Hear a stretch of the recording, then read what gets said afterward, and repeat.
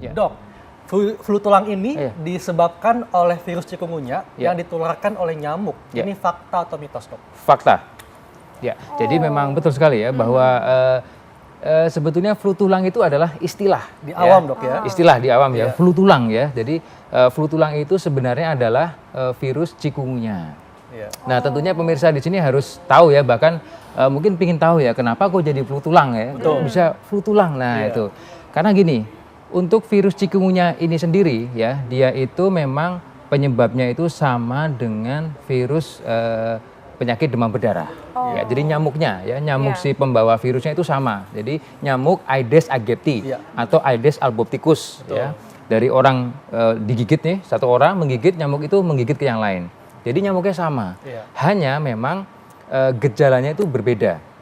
Nah, ada dua gejala yang berbeda ya. Gejala berbedanya adalah bahwa pada chikungunya ini rasa nyeri di otot dan di tulang ini nyerinya luar biasa. Dan itu bisa berkepanjangan, bahkan lama, bahkan sangat lama. Dan itu sangat dirasakan seakan-akan seperti ya orang mau lumpuh seperti itu. Ya, sakit sekali gitu. Dan satu lagi bahwa untuk virus chikungunya ini dari bahasanya ya, bahasa Swahili ya. Awalnya itu artinya adalah melengkung. Nah, kenapa seperti itu? Karena biasanya orang-orang itu saking gini, Dok, nyerinya ya? sampai dia membungkuk. Gitu. Dok, katanya ini penyakit flu tulang atau yang berasal dari chikungunya itu adalah penyakit khas wilayah tropis. Itu fakta atau mitos? Ya, fakta. Ya, itu fakta ya. Jadi memang untuk virus ini memang khasnya di tropis ya.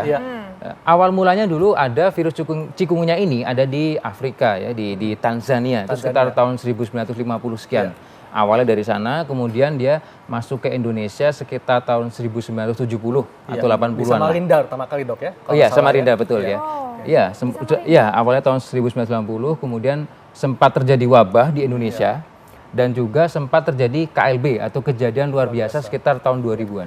Dok, ini juga penonton ingin tahu, Dok. Kalau pada chikungunya, ini sendi yang diserang sendi yang mana nih? Apakah lutut, pegangan tangan, atau jari-jari? Ya, biasanya memang sendi-sendi tulang panjang ya, daerah kaki, lutut, kemudian di pergelangan jari tangan dan jari kaki, ya, jari tangan, jari kaki, kemudian lutut, itu nyeri sekali. Kemudian punggung juga, ya, tulang belakang, punggung, itu nyerinya luar biasa. Di samping juga ada gejala-gejala yang lainnya. Gejala-gejala lainnya adalah demam, Dok ya? Ya, betul. Ini demamnya sama nggak dengan DBD? Naik turun atau tidak?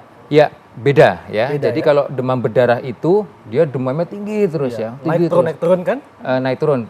Biasanya turun setelah pemberian obat sih kalau yang demam berdarah. Kalau memang polanya agak berbeda. Ya, tidak mirip lah semacam itu. Walaupun sama-sama. Flu tulang itu biasanya tidak berakibat fatal. Ini fakta atau mitos? Tidak berakibat fatal. Ya. Ini saya sebut dengan mitos.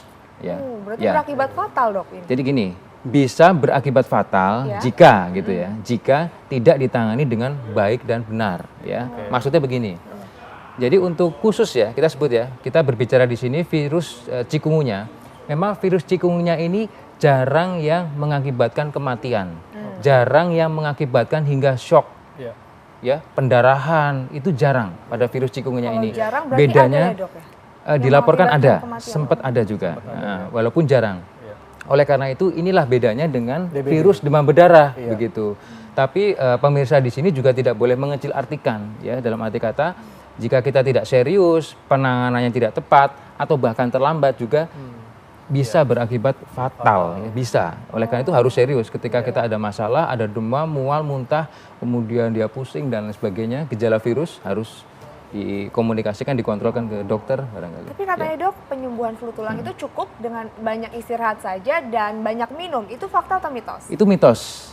Maksudnya begini, ya. Maksudnya kalau hanya cukup dengan air dan istirahat, ya, saya kira Tapi ya, dengan istirahat dan air itu juga dua hal yang membantu dan memang itu fokusnya di situ. Jadi betul bahwa virus demam berdarah, virus chikungunya pada dasarnya kita memberikan air atau cairan itu yang utama ya. Tapi tidak hanya dengan dua itu saja. Kenapa? Karena yang perlu adalah nutrisi.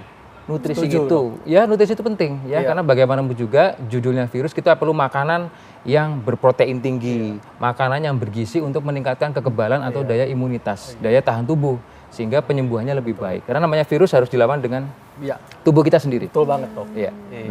Iya, Dok. Ini juga jika terkena flu tulang, rasa nyeri sendi dan tulang bisa dirasakan sampai berbulan-bulan. Nah, ini fakta atau mitos, Dok? Fakta.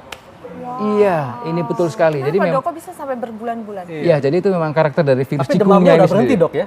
Iya, jadi gini, ceritanya tuh dia ada masa inkubasi. Masa inkubasi maksudnya tuh semenjak dia tergigit sampai dia menimbulkan gejala tuh sekitar 2 sampai 4 hari ya, sekitar 2 sampai 4 hari. Kemudian masa penyakitnya atau timbul gejalanya itu sekitar 3 sampai 10 hari. Nah, setelah itu nyerinya itu bisa berlarut-larut, bisa sampai berhari-hari, berminggu, bahkan bisa lebih dari itu, berminggu-minggu.